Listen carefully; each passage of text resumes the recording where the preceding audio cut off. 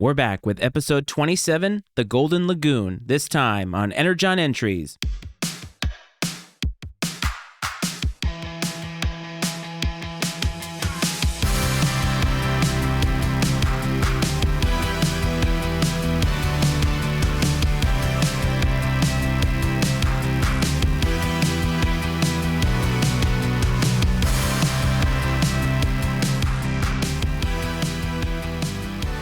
Welcome back to Energon Entries, everybody. It's been a long time, and I do apologize for that. I just came back from an overseas trip to Italy. It's been almost 2 months since we've had an episode, and I know people are frustrated. I've seen some of the reviews, had some comments come my way about why I haven't put out content, and I say this every time I come out with something, but this isn't my full-time job. I have a lot going on with my life.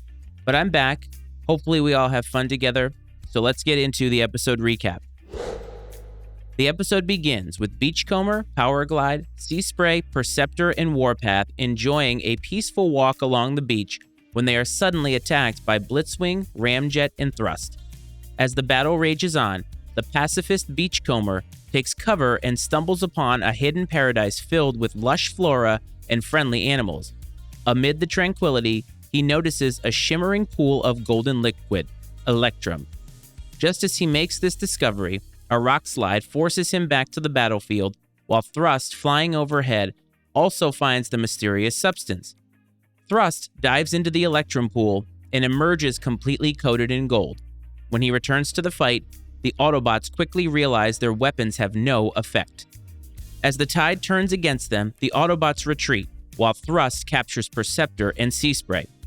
At Decepticon headquarters, the prisoners are locked away as Thrust informs Megatron of his discovery. The Decepticons rush to the lagoon where Megatron orders Starscream to test the Electrum's power. With their power secured, they set the Glen ablaze, leaving the once beautiful sanctuary in ruins. Meanwhile, Powerglide, Beachcomber, Warpath, Mirage, and Smokescreen regroup, but when they face the Electrum-coated Decepticons, their weapons prove useless. Beachcomber realizes the Decepticons have discovered the Electrum and rushes off. At Decepticon headquarters, Starscream forces Perceptor and Sea Spray to battle each other for his amusement, but Soundwave interrupts. Elsewhere, Smokescreen, badly damaged, seeks Omega Supreme's help. The mighty Autobot declares victory inevitable, but when he confronts the Electrum-plated Decepticons, his immense firepower fails, and he is defeated. At Autobot headquarters, Mirage reports Omega's loss, leaving Optimus Prime in disbelief. Meanwhile, Powerglide spies on the Decepticons and discovers their golden secret.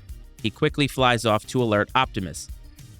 Back at Decepticon headquarters, Beachcomber finally abandons his ways, and he defeats Skywarp and Thundercracker to free his friends. Together, they fight their way to the surface and head toward the lagoon.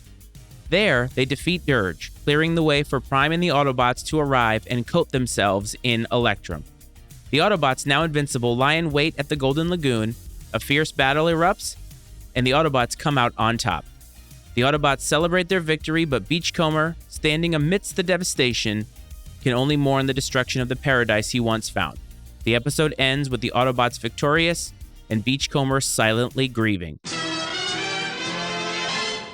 Alright, so I'm a little rusty, but let's get into some non-robot thoughts. So, I hear this and see this a lot in this show, but there's definitely what I call a make fun of smart people vibe in the show.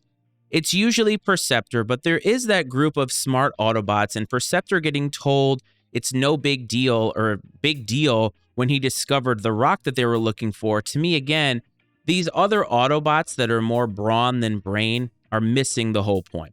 But they find the Golden Lagoon, and it really smells of King Midas and the Midas Touch, as the golden cover gives the power of invincibility.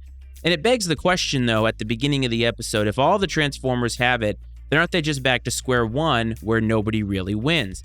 It isn't until later in the episode that you find out how this is going to manifest itself.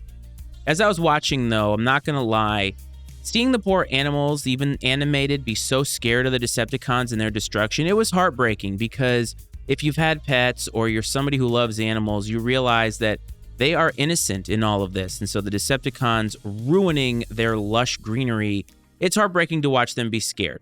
Now, this is one of the only Decepticon plans that wasn't actually a plan. They actually just got super lucky. Normally, each episode starts and the Decepticons are sort of already down a path of destruction. Here, though, they didn't have a plan and they lucked into it, something I noticed. This also, as all this was happening, might be the latest that Optimus Prime has ever shown up in an episode. And it wasn't until, I believe it was the 15-minute mark where we saw him for the first time. Keep in mind, this is a 22-minute episode. And it's also super convenient that when the Autobots get all of their golden powers, the Decepticons just happen to wear off. And that goes back to my earlier thought of, well, if they're all gold, then what's the point? And conveniently, it does wear off. And then also to find out at the very end that the liquid gold can be blown up. That's very fascinating. I guess because it's so high in energy, but it was just something that seemed, again, very convenient. There were actually no humans in this episode. I can't remember the last episode for which that is true. So there are no human thoughts because it's been a minute, but there weren't any humans in this episode. So the Autobots, of course, when we finally see them, they're out looking for this stone. That's when we hear the big deal part. But of course, they're being tracked when they're out on the most random of walking missions. The Decepticons are always one step ahead. Now, the opening skirmish saw 5 Autobots against 3 Decepticons, and they can't win. It wasn't as if all the Autobots are the quote-unquote smart Autobots. They had some firepower, and still they couldn't do it. I'm getting a lot of hippie vibes as I'm watching this from Beachcomber. He discovers the Golden Lagoon, the animals love him, and if you've ever seen the movie Ace Ventura: Pet Detective, at the very beginning when he walks into his apartment and all the animals are around him, I kind of got that vibe in that scene. Obviously, this predates that by about a good 10 years. But I'm not really sure why Beachcomber discovers this lagoon, knows what happens when you put yourself in it, and he keeps it from the other Autobots, especially when he sees what it does to the Decepticons. It's very, very strange. Now, later in the episode, Powerglide discovers this and immediately tells Optimus Prime, immediately tells people about, hey, this is something that I've discovered. And Beachcomber diving in later on so they don't find out that his hand already had been in the lagoon, it's kind of cowardly. I think we're supposed to feel bad for Beachcomber in this episode, but he kind of did them a disservice by not telling them, and then he hides the fact. And we never saw that come to fruition. That never got discovered. Interesting. Beachcomber, obviously a pacifist, but still, man, you gotta come clean. This episode was mostly newer Autobots, but it was nice at certain points to see OG Autobots, like seeing Mirage randomly show up and also using his invisibility as a joke. I like that. It kind of reminds you that the Autobots are more than just these newer Autobots that have been thrust in your face, no pun intended, but it was nice to see Mirage. Now, the Autobots keep shooting at the Decepticons when they're gold, and it's not effective. And they just keep shooting and shooting and shooting. We're not going to regroup?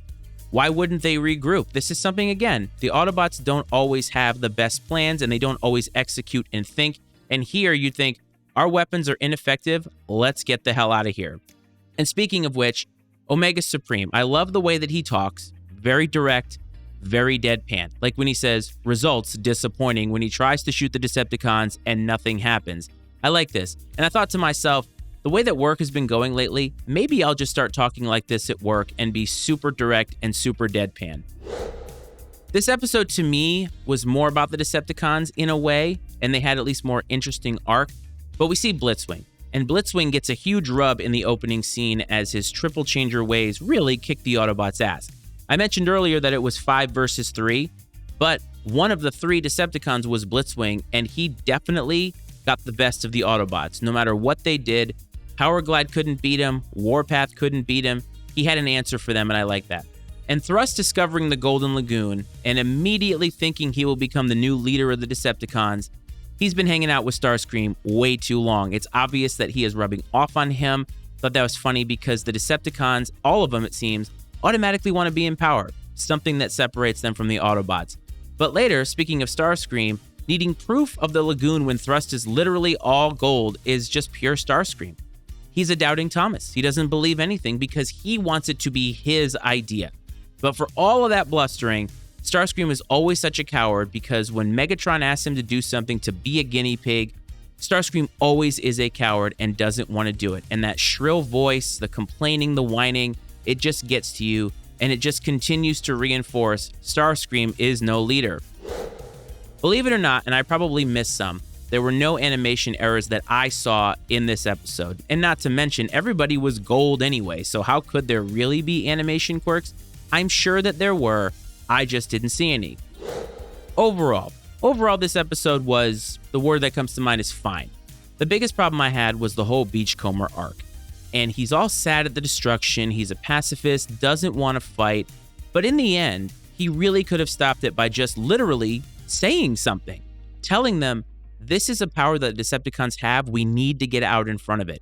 Instead, he hid it, he tried to hide his involvement in it, and what happened? It destroyed the lagoon, it destroyed all the greenery, the animals now have no home, and honestly, it stunk that it didn't come to fruition in this episode and that the Autobots didn't find out, because it really should have hurt their trust in him.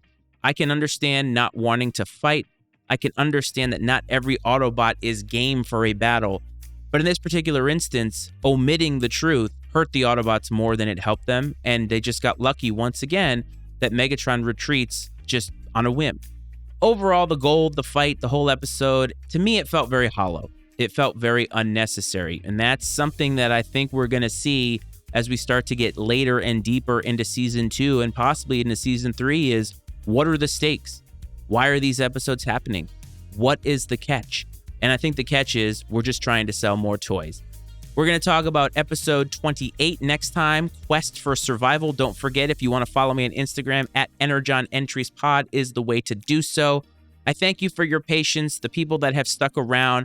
I hope that you are still subscribed. I hope that you're still listening. And just know, I do this for fun. I want to keep doing it, just trying to fit it into my now very busy life.